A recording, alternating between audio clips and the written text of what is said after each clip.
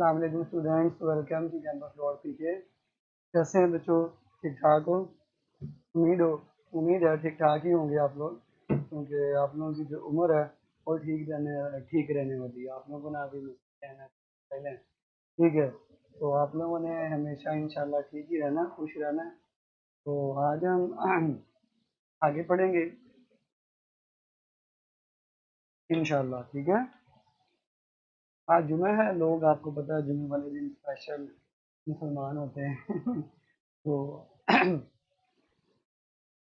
Special जो है ना, जुमे वाले दिन लोग मुसलमान होते हैं। तो वो लोग आपको पता है जुमा वगैरह पढ़ रहे होंगे, अभी पढ़ लिया होगा, कुछ लोग लंच कर रहे होंगे, कुछ लोग अभी जुमे से वापस आ रहे होंगे। तो तमाम लोगों को जुमा मुबारक भी हो। अल्लाह ताला आप सबको जुमे की बरकत से अच्छा अच्छा पढ़ने की तौफीक दे। आज तो फ्रेश लग रहे हैं, जान दे यार, तो आज मुझे पसीने छूटे हुए हैं और आप कह रहे हो फ्रेश लग रहे हैं। चेक करो पसीने। पर आवाज कम है बेटे, अभी बैटरी मेरी अनचार्ज है, अभी बैटरी चार्ज होती है थोड़ी देर में। पहला गियर है ना, अभी गियर लगेंगे थोड़े से, फिर इंशाल्लाह आवाज नहीं होती।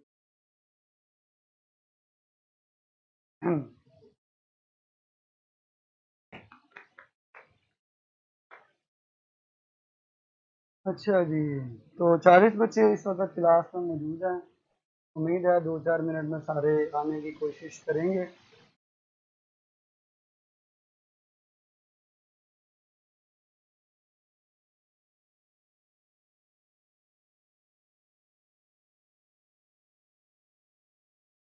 अच्छा जी, गर्मी बहुत है आज। हाँ जी बेटे, गर्मी वाकई बहुत कम है। अब हम डिस्कस करते हैं factors affecting the rate of transpiration, ठीक है? Factors affecting the rate of transpiration. तभी आप थके थके नहीं हैं बेटे, थके थके नहीं लग रहे, गर्मी बढ़ी है, अभी थोड़ा सा पसीना सूख जाएगा तो ठीक। चलें जी, कल हम लोगों ने लास्ट जो डिस्कशन की थी, मेरा ख्याल है वो की थी opening and closing of stomata के बारे में, ठीक है?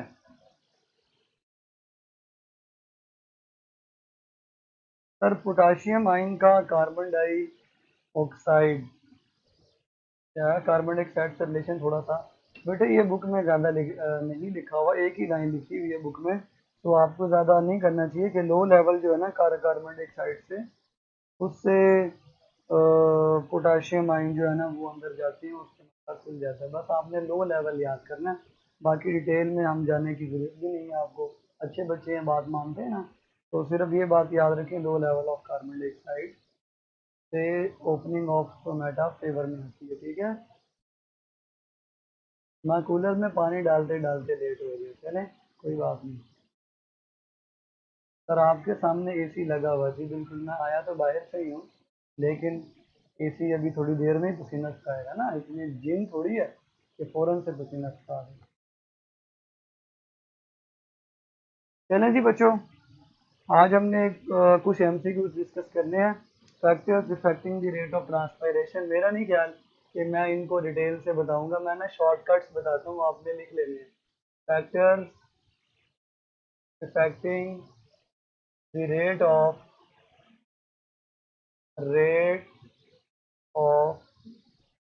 ट्रांसपायरेशन, ठीक है?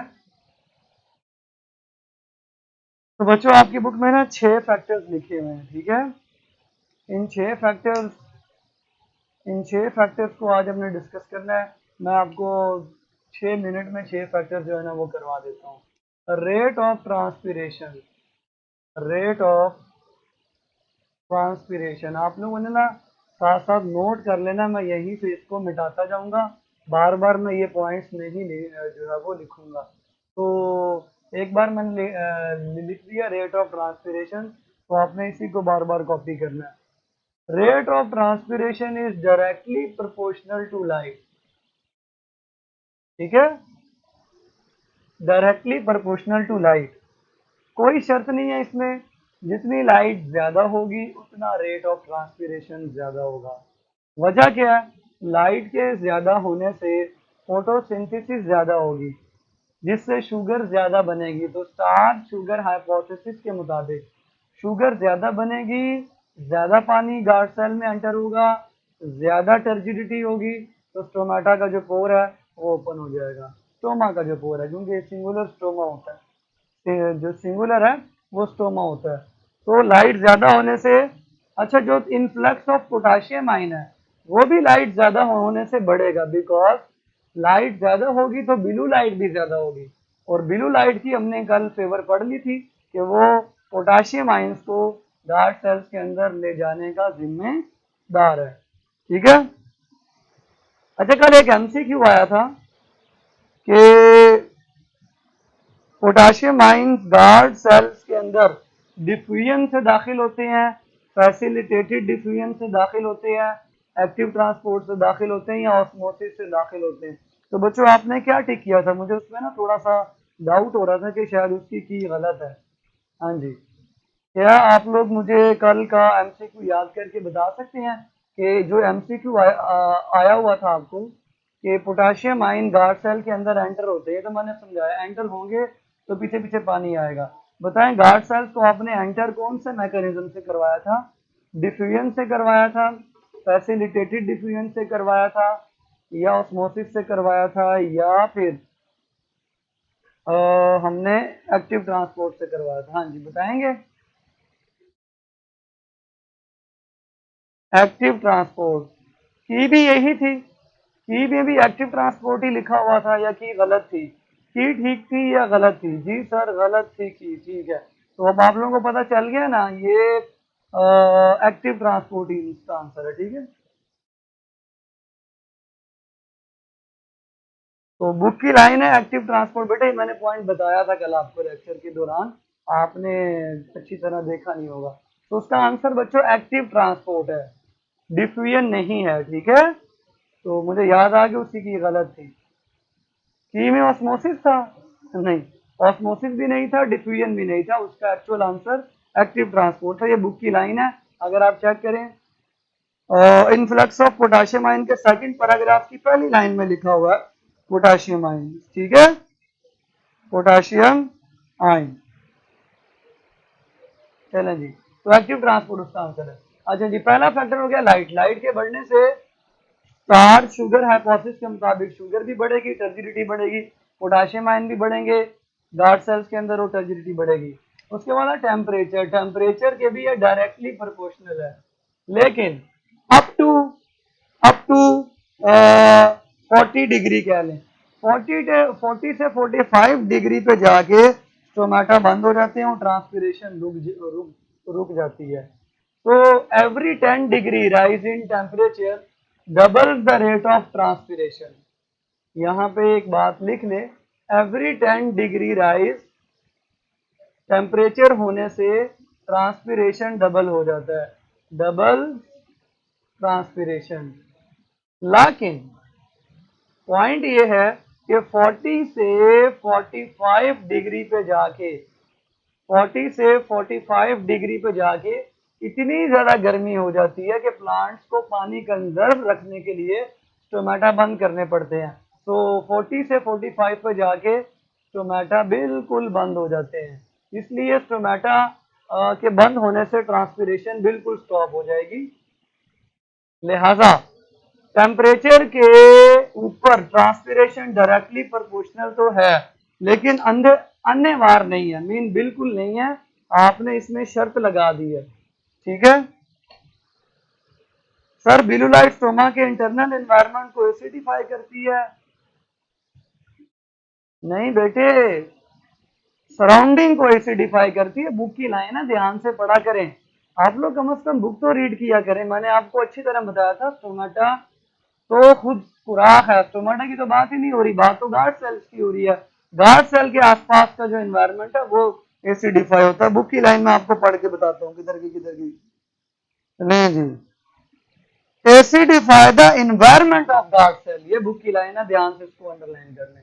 आप बुक की लाइन नहीं पढ़ते हैं, इसलिए प्रॉब्लम होगी आपके लिए। मैंने पहले दिन से आपको बताया बुक की लाइन से ही एमसीक्यूज बनते हैं, आप सोच भी नहीं सकते कहाँ से एमसीक्यूज बन जाता है। ठीक है, 10 डिग्री पे क्या होगा? अच्छा जी, माशाल्लाह माशाल्लाह, ये एंट्री टेस्ट की क्लास है। 10 डिग्री का मतलब है कि अगर आपके प्लांट्स के एनवायरनमेंट का टेम्परेचर 20 है, 20 पे जितनी ट्रांसपिरेशन हो रही है 30 पे उससे डबल हो जाएगी। तो 20 और 30 में फर्क 10 डिग्री का। हर 10 डिग्री सेंटीग्रेड टेम्परेचर बढ़ने से रेट ऑफ ट्रांसपिरेशन डबल हो जाती है, ठीक है, डबल हो जाती है। लेकिन 40 से 45 पे जाने के बाद टमाटर बिल्कुल बंद हो जाते हैं। तो टेम्परेचर का भी आपको पता चल गया, डायरेक्टली है लेकिन शर्तों के साथ, ठीक है बेटे। बुक में प्रॉपर लिखा, बुक की लाइन पढ़कर ही कंफ्यूज नहीं होना। बुक में प्रॉपर लिखा हुआ है environment of the guard cell, environment of the guard cell, ठीक है। चलें जी, नेक्स्ट है तीसरा, थर्ड जो आपका फैक्टर है आपने उसको मेंशन करना है कार्बन डाइऑक्साइड की कंसंट्रेशन। ट्रांसपिरेशन का जो रेट है वो कार्बन डाइऑक्साइड की कंसंट्रेशन से इनवर्सली प्रोपोर्शनल है। क्यों? कार्बन डाइऑक्साइड जितनी कम होगी उतने स्टोमेटा ज्यादा ओपन होंगे, क्योंकि ये मैंने आपको कल बता दिया था। Low levels of carbon dioxide will cause opening of stomata, ये बात कल हमने साबित की थी, ठीक है। सराउंडिंग मीन एंडोडर्मिस, एंडो नहीं बेटे एपिडर्मिस, एपिडर्मिस के सेल्स और आसपास इंट्रा सेलुलर स्पेसिस वगैरह सारी, ठीक है। स्टोमेटा एंडो में नहीं, एपिडर्मिस में होते हैं। लें जी, तो rate of transpiration carbon dioxide की कंसंट्रेशन के इनवर्सली प्रोपोर्शनल है। Low levels of carbon dioxide से कल साबित किया, एक लाइन है बुक की कि स्टोमेटा ओपन होते हैं, तो स्टोमेटा ओपन होते हैं तो ट्रांसपिरेशन ज्यादा होगी। और high level of carbon dioxide जो कि रात के वक्त होता है, उस वक्त स्टोमेटा बंद होते हैं आमतौर पर और ट्रांसपिरेशन भी कम होती है, बहुत कम ना होने के बराबर। तो ये इनवर्सली प्रोपोर्शनल है, थर्ड फैक्टर, ठीक है। और ये आप पढ़ सकते हैं, ये हमने कल सारा साबित किया था। दोबारा से आपको अगर पढ़ना है तो आप बुक से पढ़ सकते हैं। उसके बाद चौथा फैक्टर है, चौथा फैक्टर है आपने इसी तरह डायरेक्टली इनवर्सली करके याद कर लेना है, आपको बड़ा आसान हो जाएगा। ह्यूमिडिटी, ह्यूमिडिटी के इनवर्सली प्रोपोर्शनल है रेट ऑफ ट्रांसपिरेशन। ह्यूमिडिटी क्या होती है बच्चों? ह्यूमिडिटी क्या होती है? ह्यूमिडिटी होती है नमी। जितनी इन्वायरमेंट के अंदर नमी ज्यादा होगी, पहले से पानी ज्यादा है, फॉर एग्जांपल अगर मैं आपको बताऊं, ये आपका एक प्लांट है, ठीक है जी, एक प्लांट है, इस प्लांट के आसपास पहले ही वाटर वेपर बहुत ज्यादा है, ठीक है जी, ये वाटर वेपर है, इसका मतलब नमी है। तो मजीद पानी के मॉलिक्यूल्स को एनवायरनमेंट में जाने की गुंजाइश नहीं मिलेगी, कैपेसिटी नहीं होगी, एनवायरनमेंट पहले ही पानी के वेपर से भरा हुआ है, ह्यूमिडिटी इतनी ज्यादा नम है ना पूरा एनवायरनमेंट। हाँ, अगर खुश्क एनवायरनमेंट होगा, ह्यूमिडिटी कम होगी, तो कैपेसिटी जगह ज्यादा होगी वाटर के आने की, तो पानी उड़ेगा और इन जगहों पे चला जाएगा, यानी एनवायरनमेंट में चला जाएगा। तो ये इनवर्सली है, ठीक है बच्चों, inversely, inversely proportional to humidity. तो एक और बात आपने याद रखनी है कि जो वेपर प्रेशर है, जो वेपर प्रेशर है उसके भी rate of transpiration inversely proportionally होता है, बिकॉज वेपर प्रेशर जितना ऊपर से ज्यादा आ रहा होगा, पानी को ऊपर जाने के लिए जगह नहीं मिलेगी, प्रेशर नहीं होगा उसके पास, तो पानी नहीं उड़ेगा, ठीक है। तो वेपर प्रेशर के भी इनवर्सली होगा, ठीक है। जितनी ह्यूमिडिटी और वेपर प्रेशर ज्यादा होगा उतना रेट ऑफ ट्रांसपिरेशन कम होगा, डिक्रीज होता चला जाएगा। वेपर प्रेशर आप लोग केमिस्ट्री में पढ़ते हैं, अगर प्लांट्स के सरफेस पे, पत्तों के सरफेस पे मिजोफिल सेल्स के ऊपर अगर प्रेशर है, तो प्रेशर की मौजूदगी में पानी को एवापोरेट होने में बड़ी प्रॉब्लम आएगी, ठीक हो गया। अच्छा जी, उसके बाद विंड, विंड से डायरेक्टली प्रोपोर्शनल है। जितनी विंड ज्यादा होगी, हवा तेज चलेगी, वो वेपर्स को उड़ा के ले जाएगी, कैपेसिटी क्रिएट हो जाएगी। फिर हवा चलेगी, वाटर वाटर वेपर्स को उड़ा के ले जाएगी और कैपेसिटी क्रिएट होगी। तो जितनी ज्यादा विंड चलेगी, तेज चलेगी, उतनी ट्रांसपिरेशन ज्यादा होगी। तो this was the fifth factor, ये डायरेक्टली प्रोपोर्शनल है। सो विंड की वैसे आपको डेफिनेशन पता होगी, air in the motion is called wind. जितनी तेज हवा चल रही होगी वो अपने साथ, आपको पता ना, उड़ा के ले जाती है, ठीक है, चीजों को उड़ा के ले जाती है। ले जी, उसके बाद नेक्स्ट हमारा आखिरी जो पोर्शन है, अवेलेबिलिटी ऑफ सॉइल वाटर। यह भी कॉमन सेंस की बात है, जितना सॉइल में पानी ज्यादा होगा उतना वो रूट्स में ज्यादा एंटर होगा, उतना रूट में प्रेशर ज्यादा जनरेट होगा और अब्जॉर्प्शन ज्यादा होगी और ऊपर पानी ज्यादा जाएगा। अगर अब्जॉर्प्शन कम होगी, सॉइल में पानी कम होगा, तो ट्रांसपीरेशन कम होगी। इसका मतलब आप पे डिपेंड करता है, आप पे डिपेंड करता है। आप अगर पानी ज्यादा देंगे तो ट्रांसपीरेशन ज्यादा होगी, अगर आप पानी कम लगाएंगे तो ट्रांसपीरेशन भी कम होगी, ठीक है। तो ये मैंने आपको डायरेक्टली इन्वर्सली करके 6 के 6 फैक्टर फिंगर टिप्स पे याद करवा दिए। अब आप लोगों से मैं सवाल पूछता हूँ, सर अगर इनवर्स और डायरेक्ट रिलेशन का रेट सेम हो तो ट्रांसपीरेशन का रेट क्या होगा? बेटा ये फिजिक्स वाले सवाल इसमें नहीं होते, हम कैलकुलेशंस नहीं कर रहे यहाँ पे, हम सिर्फ एमसीक्यूज के हिसाब से चीजें सॉल्व कर रहे हैं, ठीक है। चलें जी, अब आप लोग बताएं कौन कौन से फैक्टर्स हैं जिनसे rate of transpiration direct relate करता है और कौन से ऐसे हैं ये मैं डायरेक्टली इनवर्सली, एक्चुअल में डायरेक्टली इनवर्सली नहीं होते, एक्चुअल में इंक्रीज के साथ इंक्रीज और इंक्रीज के साथ डिक्रीज है, और मैंने जानबूझ के आपको इनवर्सली डायरेक्टली बताया ताकि आपको याद करने में आसानी हो जाए। सर ह्यूमिडिटी रिपीट करें प्लीज, पहले कहां पर थे बेटे आप जब मैंने पहले बताया था? हैं, ह्यूमिडिटी का मतलब होता है नमी, पहले से पानी के मॉलिक्यूल्स का हवा में होना। पहले से पानी के मॉलिक्यूल्स हवा में होंगे, हवा गीली होगी, गीली हवा में मजीद पानी नहीं जा सकता, कैपेसिटी नहीं है। ज्यादा पानी सूखी हवा में जाएगा, जब सूखी हवा होगी ह्यूमिडिटी कम होगी तो पानी ज्यादा उड़ेगा, खुश्क हवा है और वहां पे पानी को जाने की जगह है। जब गीली हवा है, नमी ज्यादा, तो फिर पानी को जाने की जगह नहीं मिलेगी। हाँ जी बताओ, किस किस के साथ इनवर्स रिलेशन है और किस किस के साथ डायरेक्ट है? हाँ जी बच्चों,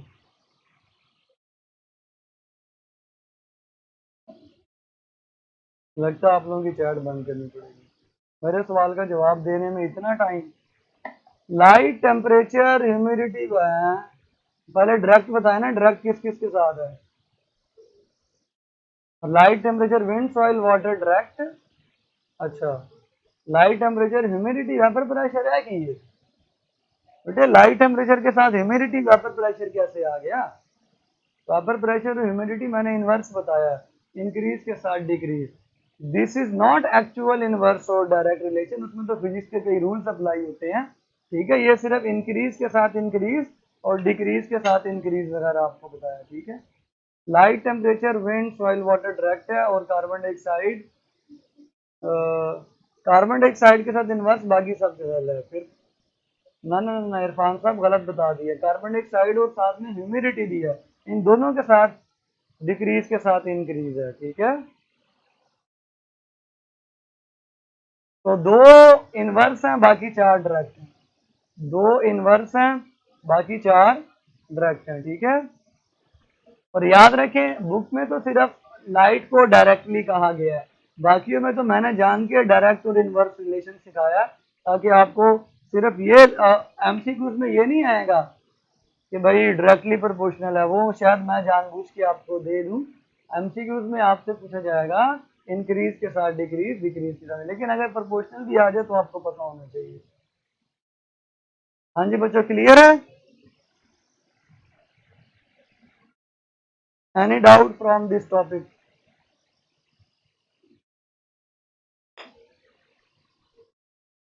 हाँ जी बच्चों, एनी डाउट? No doubt.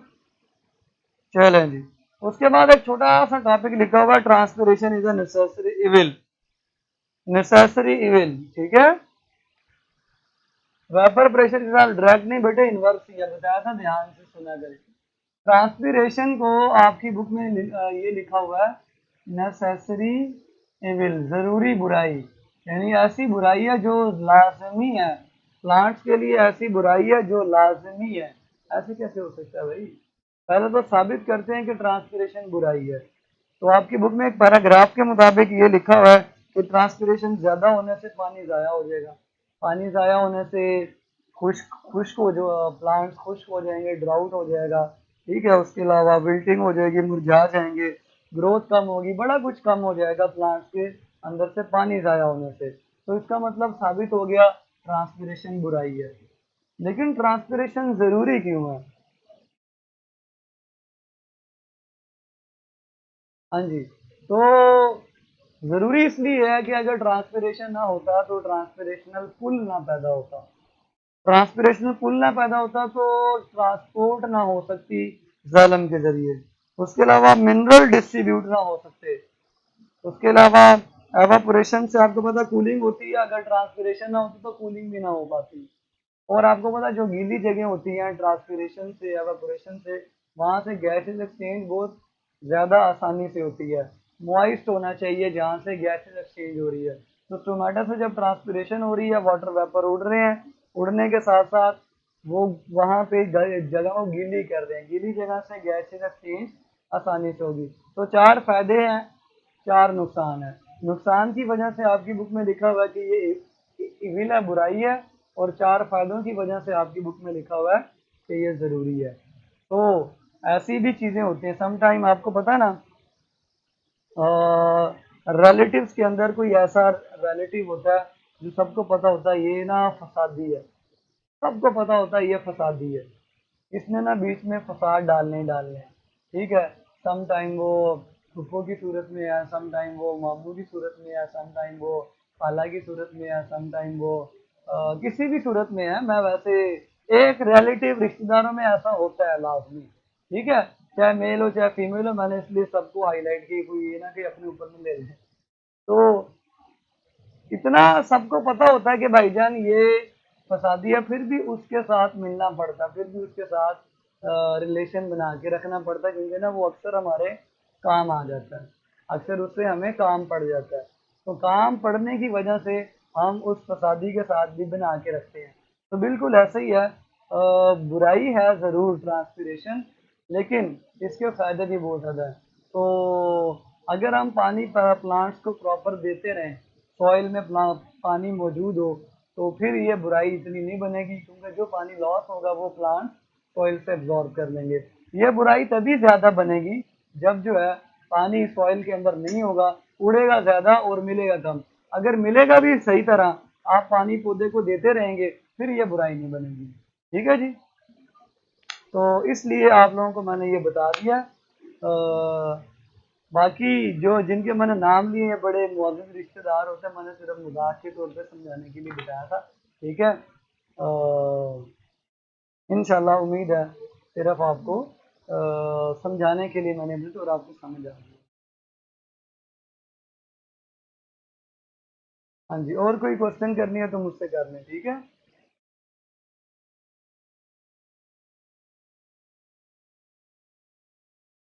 हाँ जी, कोई क्वेश्चन है? नहीं तो फिर हम आगे चलते हैं फ्लोएम की ट्रांसपोर्ट के ऊपर। ठीक है,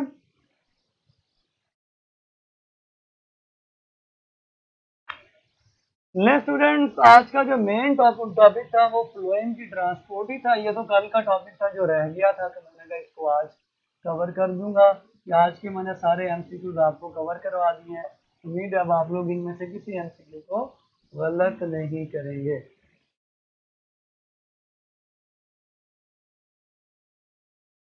नेसेसरी एविल वाला बोर्ड पर लिखवा दें। बोर्ड बेटा ये टॉपिक बोर्ड पे लिखवा दें, ला हौला वला कुव्वता इल्ला बिल्लाह। बेटा बुक पे पॉइंट्स बने हुए हैं, आप बुक से पढ़ लें। ठीक है, छोटे बच्चे ना बना करें काके मुन्ने, आप लोगों को तो फिर फिल्टर में दूध पीना चाहिए। क्या ख्याल है? चलें जी, नेक्स्ट हमारा है ट्रांसलोकेशन ऑफ फूड। ट्रांसलोकेशन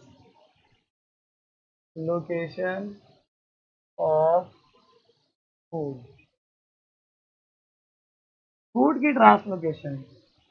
ठीक है, फूड की ट्रांसलोकेशन का मतलब है फूड की transport. If this is your tree, इस ट्री के जो पत्ते होंगे, ठीक है, फॉर एग्जांपल ये एक पत्ता है यहाँ पे, इस पत्ते ने आपको खुराक बना के दी है। इस पत्ते से इस पत्ते से खुराक ने पूरी बॉडी के अंदर डिस्ट्रीब्यूट होना है। ठीक है, पूरी प्लांट की बॉडी में डिस्ट्रीब्यूट होना है। अब वो डिस्ट्रीब्यूट कौन करेगा?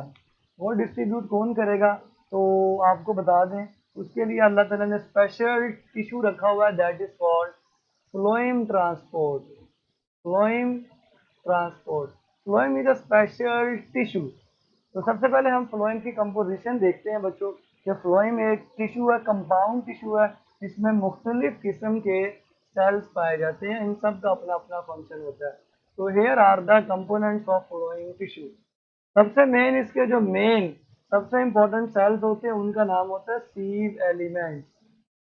सीव एलिमेंट्स जो होते हैं ये एंड टू एंड ज्वाइन होते हैं, ऐसे एंड टू एंड ज्वाइन होकर ये लंबी लंबी ट्यूब्स बना देते हैं, और इन लंबी लंबी ट्यूब्स को हम सीव ट्यूब कहते हैं, सीव ट्यूब। ये पूरी सीव ट्यूब है और इसके अंदर ये लंबे लंबे सीव एलिमेंट है। तो this is the sieve element. Sieve element, एक सीव एलिमेंट, दूसरा सीव एलिमेंट, तीसरा सीव एलिमेंट। तो ये सारे सीव एलिमेंट्स हैं जो एंड टू एंड ज्वाइन होके, जैसे जाइलम की ट्यूब बनी थी ऐसे ही फ्लोएम की ट्यूब भी बनती है, जिस पूरी ट्यूब को हम सीव ट्यूब का नाम देते हैं। ठीक है, इनकी चैट हाइड कर दें ताकि मैं इनको अच्छी तरह डिटेल से लेक्चर पढ़ा सकूं। नहीं बच्चों, सेकंड इंपॉर्टेंट जो सेल्स होते हैं ये मेन है, major types of cells present in phloem. Phloem जो हमारा प्लांट्स का इंपॉर्टेंट टिश्यू है उसमें सीव एलिमेंट सबसे इंपॉर्टेंट जो है वो क्या है, सेल्स है। ले जी, इसके बाद है companion cells. Companion cells, companion cell बच्चों छोटे छोटे सेल्स होते हैं जो इस तरह से सीव एलिमेंट्स के साथ ही मौजूद होते हैं। छोटे छोटे सेल्स हैं, इनसे छोटे होते हैं, इनसे छोटे होते हैं। ठीक है, तो ये वाले सेल्स कंपेनियन सेल्स कहलाते हैं। ये सीव ट्यूब एलिमेंट्स की हेल्प करते हैं बहुत ज़्यादा। ठीक है, आपने इनके फंक्शन को भी याद करना है।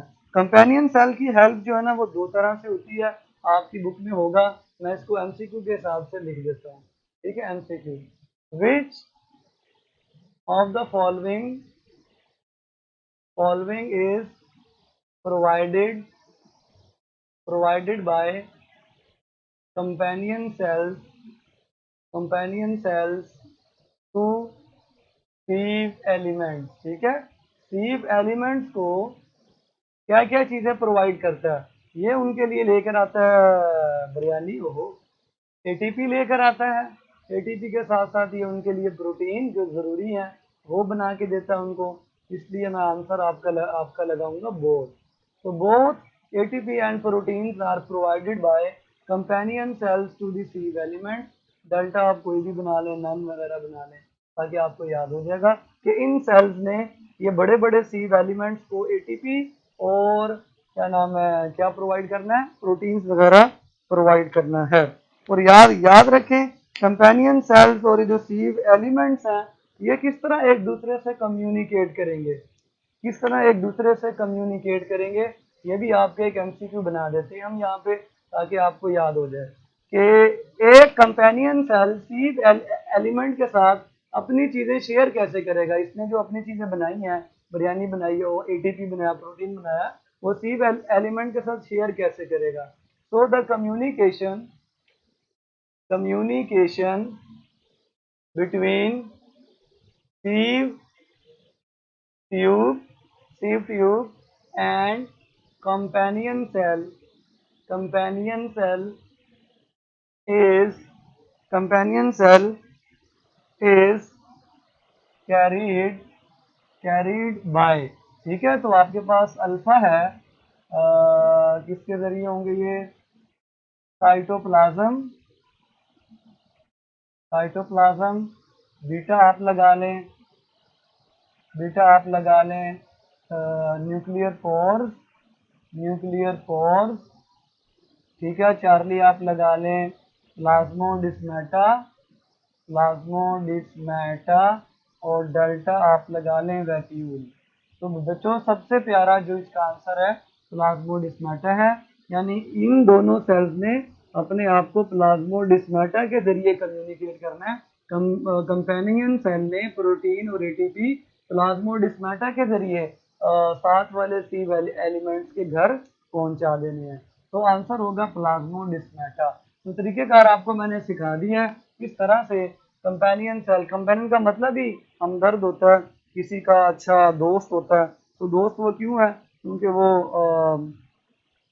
उसको एटीपी और प्रोटीन प्रोवाइड कर रहा है। उसके अलावा कंपेनियन सेल्स के अलावा इसमें और कई सेल्स होते हैं, फॉर एग्जांपल पैरेनकाइमा सेल्स होते हैं, पैरेनकाइमा सेल्स होते हैं, ठीक है, ये भी फ्लोएम का हिस्सा होते हैं। सम टाइम फाइबर्स भी होते हैं, फाइबर्स ये भी लंबे लंबे सेल्स होते हैं, और सम टाइम सेक्युलरिड्स भी होते हैं, ठीक है। ये सारे सेल्स जो है ना, ये दोनों जो है ना, ये कुछ केसेस में होते हैं, हर केस में नहीं होती, मैंने कहीं कहीं पे फ्लोएम के अंदर ये वाले सेल भी नजर आएंगे। नहीं तो सबसे इम्पोर्टेंट सीव एलिमेंट्स हैं, और उसके बाद ये दो हैं, और एंड पे ये वाले दो सेल्स आते हैं, बल्कि एक और भी है, latex containing cell. Latex containing, इनका नाम नहीं है, इनको इसी तरह लैटेक्स कंटेनिंग सेल्स कहते हैं। तो ये तीन बहुत रेयर पाए जाने वाले सेल्स हैं जो फ्लोएम का पार्ट है। तो सीव ट्यूब और सीव एलिमेंट में क्या फर्क है?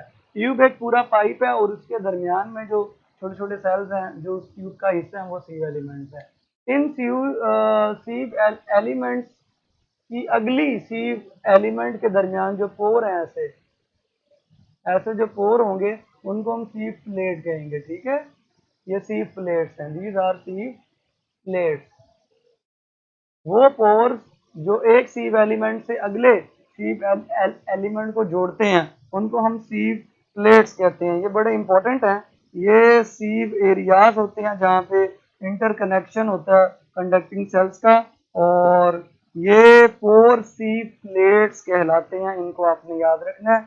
और ये पोर जो हैं, ये ओपन चैनल्स हैं, ये पोर्स ओपन चैनल्स हैं, मीन इनके जरिए जो खुराक है वो सीव एलिमेंट से अगले सीव एलिमेंट में जाएगी। तो these are what, these are open channels. ये रास्ते हैं, सुराख हैं, रास्ते हैं, पोर्स हैं, इनके जरिए एक सीव एलिमेंट से खुराक अगले सीव एलिमेंट में जाएगी। तो ये मैंने आपको कंपोजिशन बता दी किस तरह से फूड ट्रांसपोर्ट होती है। अब आपकी बुक में फूड ट्रांसपोर्ट के कई मैकेनिज्म लिखे हैं, जो है वो लिखे हुए हैं, मैं आपको जनरल बता देता हूँ। मैकेनिज्म जो है ना फूड ट्रांसपोर्ट का, that is from source to sink. Source to sink, source आपने नाइन्थ में पढ़ा, ऐसी ऐसी जगह को बोलते हैं जहाँ पे खुराक बनती है या स्टोर होती है, ठीक है। फूड में बी सिंथेसिस, में बी सिंथेसाइज, ठीक है, या आप यूं यूं यूं कह लें, सोर्स कौन कौन हो सकता है?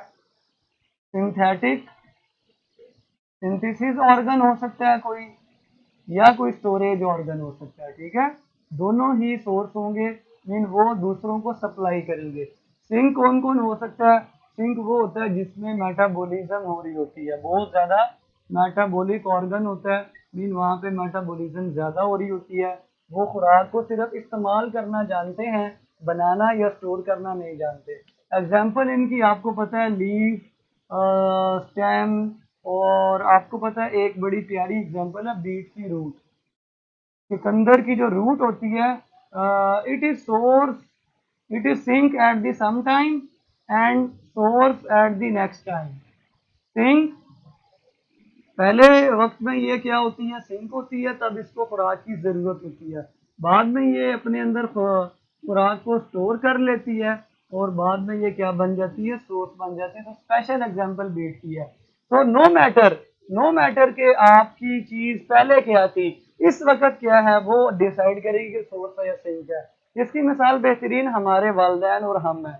जब बच्चे छोटे होते हैं ना, तो वालदैन सोर्स होते हैं, क्योंकि वालदैन खुराक को मतलब कमा भी रहे होते हैं और स्टोर भी कर रहे होते हैं। बच्चे सिर्फ लेना जानते हैं, खर्च करना जानते हैं, तो बच्चे सिंक होते हैं। लाजमी नहीं है कि वालदैन ही हो, समटाइम बड़े भाई कमा रहे होते हैं, समटाइम कभी छोटा भाई ज्यादा तरक्की कर जाता है। तो जो कमा रहा है और कमा के स्टोर कर रहा है, जिसने दूसरों को देना है वो सोर्स है, और जिसने लेना है, खर्च करना है, वो क्या है, सिंक है। इसी तरह मोस्टली हमारे मुआशरे में हस्बैंड सोर्स होते हैं, और वाइफ जो होती है ना, वो सिंक होती है। लेकिन सम टाइम वाइफ भी सोर्स बन जाती है। कैसे? वाइफ को डेली पैसे मिलते रहे, मंथली पैसे मिलते रहे, उसने क्या किया, वो पहले सिंक थी ना, हस्बैंड से पैसे लेती रही, लेकिन वो स्टोर करती रही, एक वक्त आया कि वो सोर्स बन गई। अब वो भी अपने बच्चों को आगे पैसे दे रही है, ठीक है। इसका मतलब बीट की रूट भी यही करती है। पहले बीट की रूट के पास खुराक नहीं होती, उसको खुराक मिलती है सोर्स से, वो अपने अंदर स्टोर करती जाती है और एक वक्त आता है कि वो भी क्या बन जाती है, सोर्स। तो देने वाले ऑर्गन्स, बनाने वाले, खुराक बनाने वाले सोर्स हैं, और लेने वाले, खर्च करने वाले, मेटाबॉलिज्म करने वाले, डेवलप होने वाले जो ऑर्गन्स हैं वो सारे सिंक होते हैं। ठीक है। इसी तरह हम जब बड़े हो जाएंगे, जैसे मैं अब बड़ा हो चुका हूँ अल्हम्दुलिल्लाह, तो मैं सोर्स बन चुका हूँ, और मेरी जो औलाद है वो सिंक है, वो बड़ी हो जाएगी 25-30 साल में, तो वो फिर सोर्स बन जाएगी और आगे जो है वो सिंक आ जाएंगे। इस तरह जो देने वाले हैं वो सोर्स हैं और लेने वाले, डेवलप होने वाले सिंक होते हैं। अब क्वेश्चन ये है कि खुराक कहाँ से कहाँ जाएगी। खुराक हमेशा सोर्स टू सिंक जाती है। इसका मतलब फूड की ट्रांसपोर्ट की डायरेक्शन फिक्स नहीं है। पत्तों में तो हमने देखा ही है कि फूड बनती है, फोटोसिंथेसिस होती है, तो पत्तों से या स्टेम से फूड ने पूरी बॉडी में डिस्ट्रीब्यूट होना है। इसमें ऊपर या नीचे कोई डायरेक्शन फिक्स नहीं होगी। प्लांट्स में पानी की डायरेक्शन तो फिक्स थी, हमेशा बॉटम से टॉप की होती है, लेकिन फूड की डायरेक्शन फिक्स नहीं है। फूड की direction wherever the sources, वहां से सिंक की तरफ होती है। ठीक है, चलें जी। तो सोर्स से सिंक की तरफ लेके जाने के लिए दो तरह की थ्योरीज थी। ठीक है, ट्रांसपोर्ट बता देते हैं आपको। फूड की ट्रांसपोर्ट, फूड की ट्रांसलोकेशन दो तरीके से होती है आपकी बुक के मुताबिक। एक्टिव ट्रांसपोर्ट, एक्टिव ट्रांसपोर्ट, ये आप लोगों ने ग्राफ बना लेना, ये चार्ट बना लेना है। और दूसरा है जी पैसिव ट्रांसपोर्ट। रिसर्च हुई, पता चला एक्टिव ट्रांसपोर्ट से नहीं होती, पैसिव ट्रांसपोर्ट से होती है। तो पैसिव ट्रांसपोर्ट मजीद दो तरह की है, एक है डिफ्यूजन, एक है डिफ्यूजन जो पैसिव थ्योरीज थी। पैसिव ट्रांसपोर्ट की जो थ्योरीज थी वो एक्सेप्ट कर ली गई, और एक्टिव ट्रांसपोर्ट की थ्योरीज रिजेक्ट हो गई। पैसिव ट्रांसपोर्ट में एक थ्योरी थी कि डिफ्यूजन के जरिए खुराक ट्रांसपोर्ट होती है, और दूसरी थी प्रेशर फ्लो के जरिए खुराक ट्रांसपोर्ट होती है। ये दोनों हाइपोथेसिस थे। डिफ्यूजन को देखा तो डिफ्यूजन बहुत स्लो है, इतनी स्लो जितनी सुस्त गाड़ी होती है, रेलगाड़ी जो सुस्त वाली नहीं होती, जो बेचारी चलती कोई नहीं है। तो इसकी जो स्पीड है 1 मीटर पर 8 ईयर होती है। अगर खाली डिफ्यूजन के ऊपर हम रिलाई करें तो इसकी स्पीड खुराक की ट्रांसपोर्ट होने की 1 मीटर पर 8 ईयर है। This is too too too too too much slow. तो ये भी रिजेक्ट हो गई। डिफ्यूजन के जरिए भी खुराक की ट्रांसपोर्ट नहीं होती, होती है तो किसके जरिए होती है, प्रेशर फ्लो के जरिए। तो we will only discuss pressure flow mechanism, क्योंकि बाकी सारी रिजेक्ट हो गई। एक्टिव थ्योरीज और पैसिव थ्योरीज में से एक्टिव रिजेक्ट, एटीपी इस्तेमाल नहीं होते ट्रांसपोर्ट के दौरान, ट्रांसपोर्ट खुद ब खुद हो रही होती है, एटीपी बगैर किसी और काम के लिए इस्तेमाल हो जाएंगे। और उसके बाद पैसिव में डिफ्यूजन भी आती है और प्रेशर फ्लो। डिफ्यूजन बहुत स्लो है तो ये भी रिजेक्ट, टू स्लो है तो रिजेक्टेड। ओनली बची प्रेशर फ्लो मैकेनिज्म या प्रेशर फ्लो थ्योरी। ठीक है, इसमें सिंपल सा आपके सामने एक कॉन्सेप्ट होगा, आपने ध्यान से उसको डिस्कस कर लेना है इंशाल्लाह। आपको ये आपकी बुक में ना पॉइंट्स की फॉर्म में लिखे हुए हैं कि प्रेशर फ्लो कैसे काम करता है। सोर्स सोर्स है, फॉर एग्जांपल एक लीफ है जो कि सोर्स है, और एक फ्रूट है जो कि सिंक है। किस तरह से काम होगा चेक करना। मैं आपके सामने एक पूरी सीव ट्यूब बना रहा हूँ, ध्यान से आपने इसको पढ़ लेना, बुक में पॉइंट बने हुए हैं। ठीक है, ये एक पूरी सीव ट्यूब है। इस सीव ट्यूब के अंदर काफी ज्यादा सीव एलिमेंट्स है। एक सीव एलिमेंट, ठीक है, ये एक सीव एलिमेंट है, ये दूसरा सीव एलिमेंट है। इसको और थोड़ी सी बड़ी कर लें। ये एक आपके सामने मैंने सीव ट्यूब बनाई है। यहाँ पे बच्चों पत्ता है, यहाँ पे बच्चों क्या है जी, लीफ है। ठीक है, ये लीफ है, ये सोर्स है। ठीक है, लीफ क्या है जी, सोर्स है। और यहाँ आपकी बुक में डायग्राम बनी हुई है एप्पल की। ठीक है, ये एप्पल है, ये एप्पल है। एप्पल ऐसे ही होता है ना, कितना खूबसूरत बनाया जी मैंने। ले जी, ये एप्पल है। ठीक है, ये क्या है जी, this is what, this is sink. Now we have to discuss कि किस तरह सोर्स से खुराक सिंक यानी कि फ्रूट तक जाएगी। हमने पहले कह दिया कि फ्रूट वगैरह वो सिंक होते हैं और पत्ते वगैरह सोर्स होते हैं। हाउ इट विल वर्क, ध्यान से आपने देखना है। ये जो पत्ते के सेल्स होते हैं ना बच्चों, these cells are mesophyll cell, सबको पता है ये मीजोफिल सेल्स हैं। पत्ते के सेल्स क्या हैं? Mesophyll cells. और इसकी आउटर मोस्ट लेयर एपिडर्मिस है, मीजोफिल सेल्स है। फिर ये दरमियान में आपको पता है ये वाली जो दरमियान है ये जाइलम और फ्लोएम है। जो पत्ते की मिड रिब होती है उसमें जाइलम और फ्लोएम की ट्यूब्स होती है। तो ये मैं मेंशन नहीं कर रहा, आपको पता होना चाहिए। ये क्या है जी? ये जाइलम और फ्लोएम की ट्यूब्स पत्ते की मिड रिब में मौजूद होंगी। सबसे पहले क्या होगा? सबसे पहले आपको पता है फोटोसिंथेसिस होगी। ये सारा काम फोटोसिंथेसिस से स्टार्ट होगा बच्चों, ध्यान से आपने देखना है ताकि आपको बात समझ आ जाए। ठीक है, सबसे पहले पहला स्टेप क्या है जी? ग्लूकोज बनेगा। ग्लूकोज फॉर्मेशन या ग्लूकोज सिंथेसिस। मीजोफिल सेल्स के अंदर ग्लूकोज बनेगा, इन सेल्स के अंदर ग्लूकोज बनेगा। ग्लूकोज बनना स्टार्ट हो गया। ठीक है, ग्लूकोज बनना स्टार्ट हो गया। अब इन ग्लूकोज के बनने से आपको पता दो काम होंगे। कुछ ग्लूकोज ऐसा होगा जो कि रेस्पिरेशन में इस्तेमाल भी हो जाएगा, साथ साथ जो बच जाएगा ना वो सुक्रोज में कन्वर्ट हो जाएगा। ठीक है, ग्लूकोज के साथ दो काम होंगे, एक यूज हो जाएगा, रेस्पिरेशन में इस्तेमाल हो जाएगा, और बाकी कन्वर्ट हो जाएगा सुक्रोज के अंदर। तो एमसीक्यूज बड़ा ही इंपॉर्टेंट कि ग्लूकोज खुद ट्रांसपोर्ट नहीं होता, ग्लूकोज खुराक जरूर है, लेकिन ग्लूकोज खुद ट्रांसपोर्ट नहीं होगी। पत्तों के अंदर ग्लूकोज कन्वर्ट हो जाएगी सुक्रोज के अंदर, जो कि डाइसैकराइड है। जब सुक्रोज बन जाएगी तो ये सुक्रोज एक्टिव ट्रांसपोर्ट के जरिए कंपेनियन सेल्स में जाएगी, और कंपेनियन सेल से उसके बाद ये चली जाएगी पत्ते की मिड रिब के अंदर। आपको पता है कि पत्ते के अंदर ये छोटी छोटी वेन्स भी होती है, पता है ना? तो मैं इसको एचडी में बना के चेक करवाता हूँ आपको, ताकि आपको बहुत क्लियर हो जाए। ये पत्ते की क्या बच्चों? वेन्स है। अगर इनके दरमियान ये वाले मीजोफिल सेल्स हैं, इन सेल्स में अगर सुक्रोज बन चुकी हुई है जो ग्लूकोज से बनी है, तो ये सुक्रोज एक्टिव ट्रांसपोर्ट के जरिए ये जो नियर बाय वेन है, छोटी सी वेन है, इसके अंदर एंटर हो जाएगी। ठीक है, एक्टिव ट्रांसपोर्ट ऑफ सुक्रोज कहां पे भाई?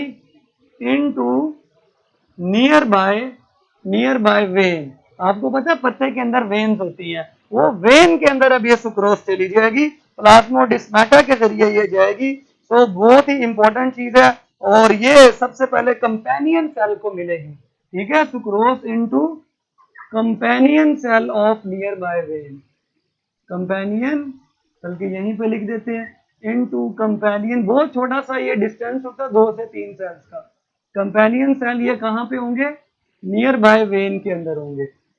और यहां से फिर क्या होगा? यहां से फिर ये प्लाज्मोडिस्माटा के जरिए उस वेन में मौजूद सीव ट्यूब का हिस्सा बन जाएगी, सीव ट्यूब के अंदर चली जाएगी, मीन यहाँ चली जाएगी। और यहाँ से ये फिर होती हुई मिड रिब के अंदर, जो आपको पता है मिड रिब के अंदर जो आपको पता है फ्लोएम मौजूद है, सीव एलिमेंट मौजूद है, यहाँ चली जाएगी। तो अभी तक 2 पॉइंट्स के अंदर मेरी सुक्रोज करीब की वेन में से होती हुई मिड रिब के अंदर एंटर हो चुकी हुई है। सुक्रोज दाखिल हो चुकी हुई है मिड रिब के अंदर। अब आपको पता है जैसे ही ये यहाँ पे आ जाएगा सुक्रोज, इधर वाटर पोटेंशियल कम होगा, सुक्रोज के पीछे पीछे पानी भी आ जाएगा, सुक्रोज के पीछे पीछे पानी भी आ जाएगा, ऑस्मोसिस ऑफ वाटर। और पानी के आने से क्या होगा? प्रेशर बढ़ जाएगा, प्रेशर यहाँ पे बढ़ जाएगा, ये सारा पानी आ जाएगा, यहाँ पे सारा पानी आ जाएगा। तो ये सुक्रोज है सारी। ठीक है, ये सुक्रोज इधर आ चुकी हुई है, इसको बड़ा करके देख रहे हैं, इसके पीछे पीछे पानी आएगा, पानी एंटर होगा। पानी आपको पता है यहाँ से पास ही जाइलम के अंदर पानी है, जाइलम के अंदर से पानी मूव करके फ्लोएम की ट्यूब के अंदर एंटर हो जाएगा। तो here the pressure has been increased, और इसी वक्त यहाँ पे जो सीव एलिमेंट है, इससे जो आपके सुक्रोज है वो इसमें एंटर होगा, सुक्रोज के जाने से पानी निकल जाएगा, पानी के निकलने से इस जगह पर प्रेशर कम हो जाएगा। so it will move from high pressure to low pressure, this is the formation of pressure gradient। आपको पता है प्रेशर ग्रेडियंट क्या होता है? एक जगह पर प्रेशर ज्यादा होना और दूसरी जगह पर प्रेशर कम होना। तो सोर्स वाली जगह पर प्रेशर ज्यादा है बच्चों और सिंक वाली जगह पर प्रेशर कम है। ये सुक्रोज नीचे आएगी, आने के बाद सुक्रोज मूव कर जाएगी और जब सुक्रोज निकल जाएगी सीव एलिमेंट से तो पानी भी निकल जाएगा। पानी के निकलने से वाटर जो है ना वो एक्सोस्मोसिस के जरिए सिंक के लेवल पर जाके एक्सोस्मोसिस, पहले सुक्रोज बाहर जाएगी, सुक्रोज लीव हो जाएगी, जैसे ही सुक्रोज छोड़ देगी फ्लोइम के सीव एलिमेंट को पीछे पीछे पानी भी छोड़ देगा, वाटर की एक्सोस्मोसिस हो जाएगी और वाटर की जब एक्सोस्मोसिस होगी तो यहाँ पे प्रेशर फॉल कर जाएगा। प्रेशर फॉल करने से ये प्रेशर ग्रेडियंट मेंटेन रहेगा और फ्लोइंग जो है वो हाई प्रेशर से लो प्रेशर की तरफ हरकत करती रहेगी। ठीक है,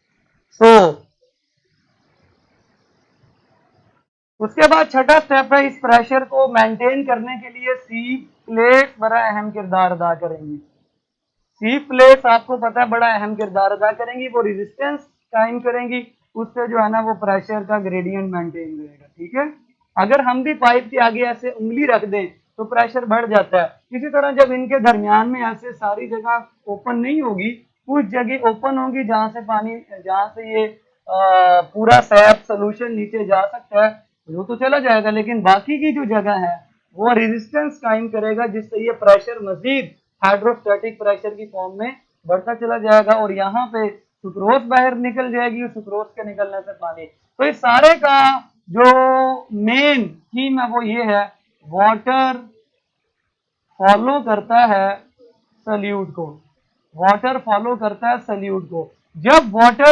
जब सल्यूट फ्लोइंग में आया पानी भी आ गया, जब सल्यूट फ्लोइंग से निकल गया पानी भी निकल गया, तो फूड की ट्रांसपोर्ट भी पानी के मदद से हो रही है, पानी के बगैर फूड की ट्रांसपोर्ट नहीं हो सकती। तो सोल्यूशन की फॉर्म में ही ये ट्रांसपोर्ट हो रही है फ्रॉम सोर्स टू सिंक। इसमें मेन मैकेनिज्म फिजिक्स का रूल है, that is only pressure gradient.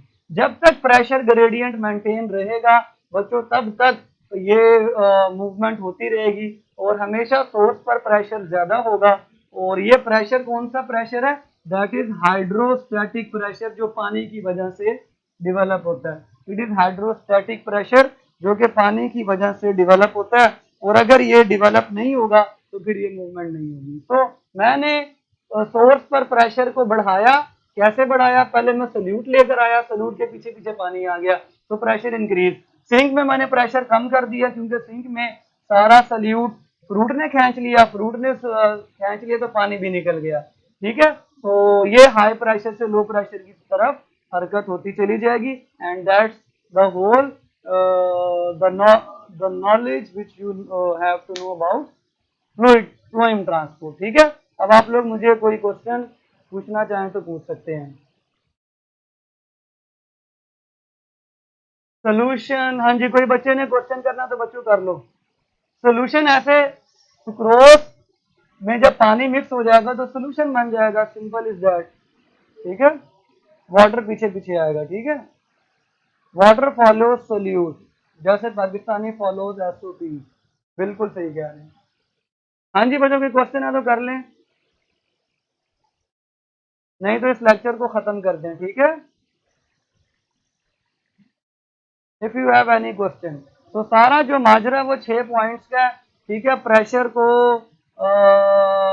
Maintain करने के लिए अल्लाह ने बीच में सी प्लेट्स भी रखी हुई हैं और ये सी प्लेट रेजिस्टेंस कायम करती है जिससे ज्यादा। ठीक है, सी प्लेट आपको बता दिए मैंने, जिस तरह हम पाइप के आगे ऐसे हाथ रख देते हैं ना, थोड़ी सी जगह मिलती है उसको निकलने की, ऐसे ही एक सीव एलिमेंट से अगले सीव एलिमेंट में जाने के लिए सिर्फ ये सुराख है जिनसे जा सकता है, बाकी जगह से उसको रोका जाएगा तो इससे प्रेशर और बढ़ेगा।